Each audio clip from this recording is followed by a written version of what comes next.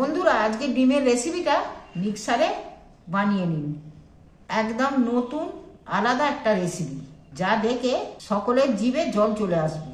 তাই রেসিপিটা শুরু থেকে শেষ পর্যন্ত দেখবে। দেখে ভালো লাগলে চ্যানেলটা আমার সাবস্ক্রাইবার করে দিও। রেসিপিটা আপনজনদের সাথে শেয়ার করবে, যাতে তারাও রেসিপিটা দেখে বানিয়ে খেতে পারে। দেখো, রেসিপিটা বানানোর জন্য আমি এখানে 5টা ডিম নিয়েছি।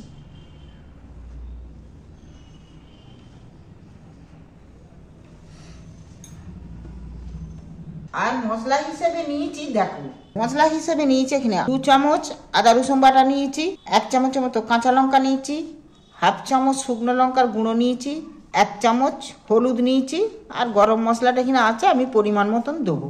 এখানে 2 চামচ বেসন নিয়েছি, 2 চামচ বড় চামচের 2 চামচ সুজি নিয়েছি, আর এখানে গোটা গোটা মতো করে একটু পেঁয়াজ, 3টে পেঁয়াজ, মাঝারি সাইজের পেঁয়াজকে এরকম এই যে গুঁড়ো গুঁড়ো মতন করে কেটে সাইজ করে নিয়েছি, কুচিয়ে নিয়েছি। আমি এই মশলাগুলো দিয়ে রেসিপিটা বানাবো। দেখো, সবার প্রথমেই আমি একটা মিক্সারের জার নিয়েছি। ডিমটা আমি একটু কেটে নিচ্ছি।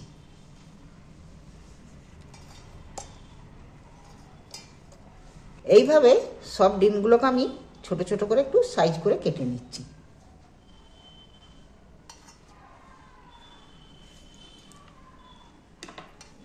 ডিমগুলো আমি আগেই কিন্তু সেদ্ধ করে নিয়েছি।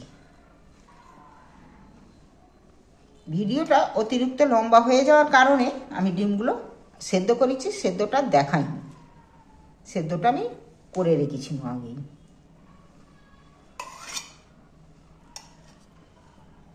জল না দিয়ে আমি মিক্সারটা একটু মেশিনে বসিয়ে নেব। দেখো কত সুন্দর দেখতে হয়েছে, দেখছো পুরো যেন ছানার মতো। তুমি এটা দিয়ে যা খুশি রেসিপি বানাতে পারো। আমি এখানে একটা বাটি নিচ্ছি। বাটির মধ্যে আমি এই মিক্সার করা ডিমটা ঢেলে নিচ্ছি।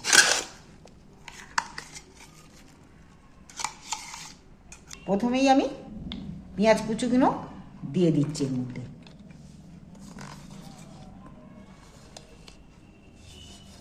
সব পেঁয়াজ কুচিগুলো দিয়ে দিল। কাঁচা লঙ্কা কুচিগুলো দিয়ে দিচ্ছি।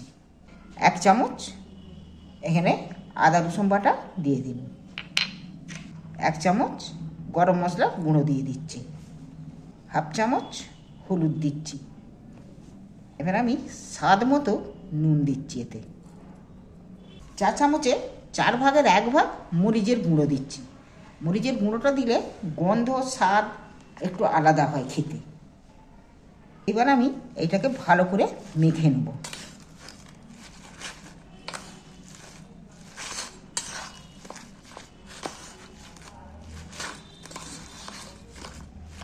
একবার এইভাবে ডিমের রেসিপি, ডিম বানিয়ে এইভাবে রেসিপি বানিয়ে খেয়ে দেখবে কেমন তোমাদের লাগবে।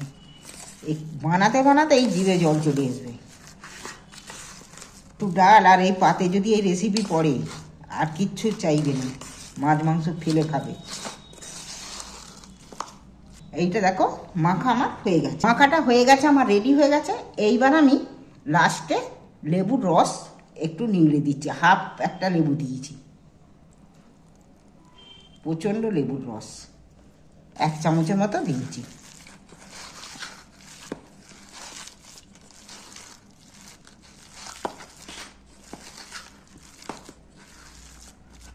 এখানে বাটিতে আমি একটা জল নিয়েছি।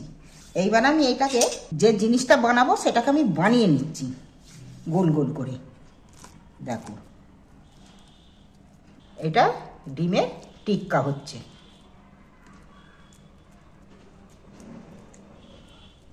এইভাবে আমি বানিয়ে নিচ্ছি সবগুলোকে।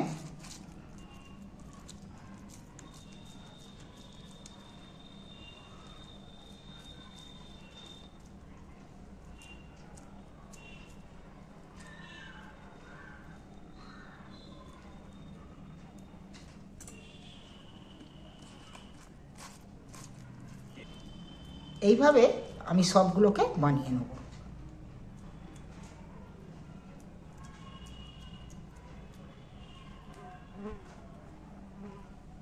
এইভাবে সবগুলোকে আমি টিক্কা বানিয়ে নিই। নিয়েছি আমি এখানে একটা বাটি, আর নিচ্ছি 2 2 চামচ বেসন, বড় চামচে 2 চামচ বেসন। এখানে নিচ্ছি 2 চামচ সুজি, হাফ চামচ লঙ্কার গুঁড়ো দিচ্ছি, কালারের জন্য একটু হলুদ দিচ্ছি, এর মধ্যে একটু গরম মশলার গুঁড়োও দিয়ে দিচ্ছি, এইটার স্বাদ মতো নুন দিচ্ছি।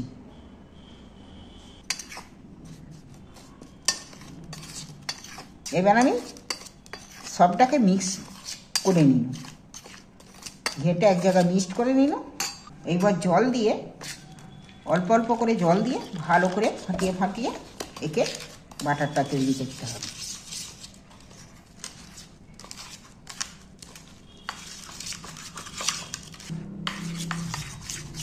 দেখো বাটারটা খুব পাতলানো আর খুব ঘনও নয়, পাতলা করে বাটার তৈরি করছি। বাটারও আমার রেডি। চলো এবার উনুনের কাছে যাব। উনুন জেলে তাওয়াটা আমার গরম হয়ে গেছে, আমি তেল ঢেলে দিচ্ছি, সর্ষের তেল। তোমরা পারলে সাদা তেলও ভাজতে পারো। দেখো এই আমি যে বানিয়ে রেখেছিলাম, এইবার আমি এই বাটারের মধ্যে ডুবিয়ে, আমার তেলও গরম হয়ে গেছে, এবারে একটা একটা করে ছেড়ে দিচ্ছি।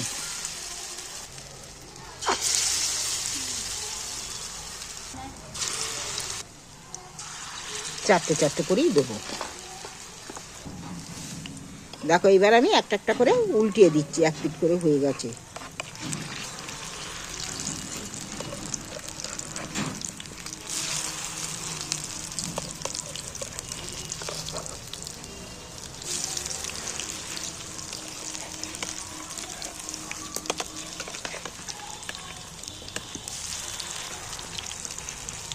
দেখো উল্টে পাল্টে ভেজে নিয়েছি, এইবার তুলে নিচ্ছি। আবারও আমি একইভাবে দিয়ে দিচ্ছি।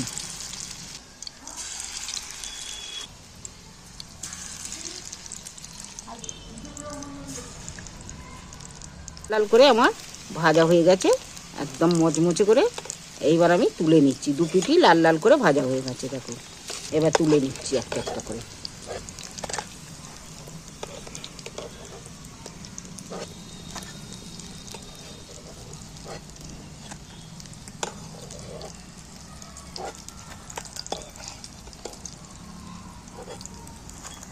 একটা একটা করে সবগুলো আমার ভাজা হয়ে গেছে। যেমন দেখতে হয়েছে খেতেও কিন্তু তেমনই হবে। বাকি যে তেলটা ছিল ভেজে নিয়ে, যে বাড়তি তেলটা আছে, সেই তেলটার মধ্যে একটু রসুন বাটা দিয়ে দিয়েছি। রসুন বাটা দিয়েছি না, আদা বাটাও দিয়েছি, আদা রসুন দুটোই দিয়ে দিয়েছি। আর এখানে একটা টমেটোকে পেস্ট করে নিয়েছি, সেই টমটম পেস্টটাও দিয়ে দিচ্ছি এর মধ্যে।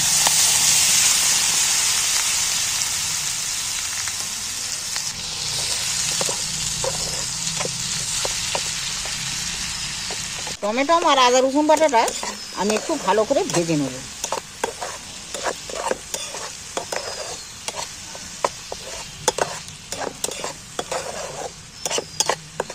ভাজা খাওয়ার জন্য রেখেছি, আবার এই পাঁচটাকে আমি ঝাল বানাবো।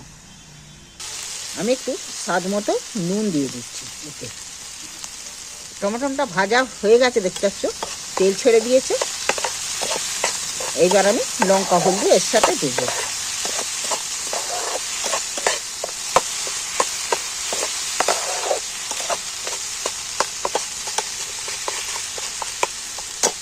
আমি একটু হলদি দিয়ে দিচ্ছি পরিমাণ মতন, অল্প করেই ঝাল দিচ্ছি, ঝাল ওতে দেয়াই আছে।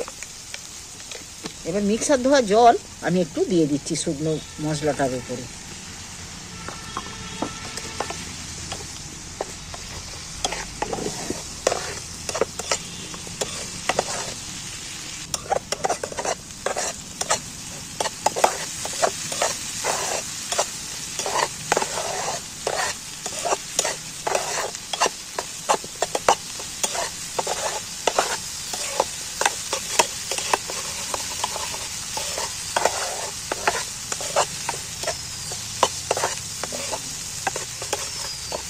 দেখো এই মশলাটাও ভাজা হয়ে গেছে, মশলা থেকে তেল ছেড়ে দিয়েছে।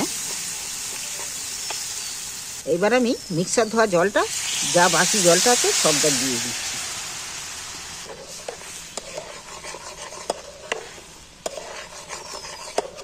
ঝালটা ফুটছে, এবার আমি একটা একটা করে তুলে দিচ্ছি।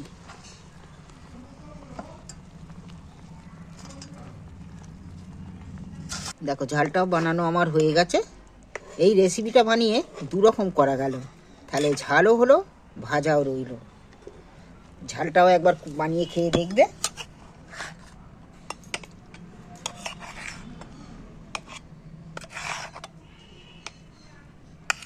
ঝালটাও কিন্তু দারুণ হয়েছে।